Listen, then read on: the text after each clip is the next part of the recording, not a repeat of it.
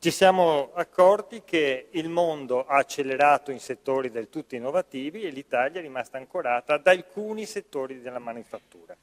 Ci siamo accorti che nel green certamente siamo indietro, la Cina è avanti di decenni, è avanti sui pannelli, sulle batterie, sulle turbine elettriche, sulle eoliche, sulle pompe di calore e via dicendo. Ci siamo accorti poi che gli Stati Uniti non erano fermi, perché nel campo del digitale sono solamente i primi al mondo e anche di gran lunga.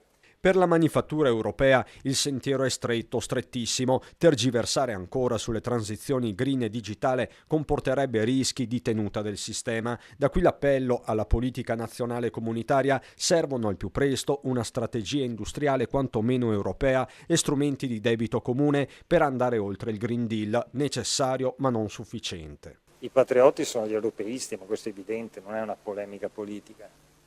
Cioè, se tu vuoi fare il bene della tua patria, devi essere europeista, perché senza l'Europa non vai da nessuna parte. Questione di mercato, ma non solo. Il cambiamento climatico, sostiene Ferrazzi, è nei numeri, nelle ore in cui Milton sferza e distrugge la Florida. Il decennio 2013-2022 ha visto un aumento rispetto al decennio precedente di questi maxi fenomeni del 69%.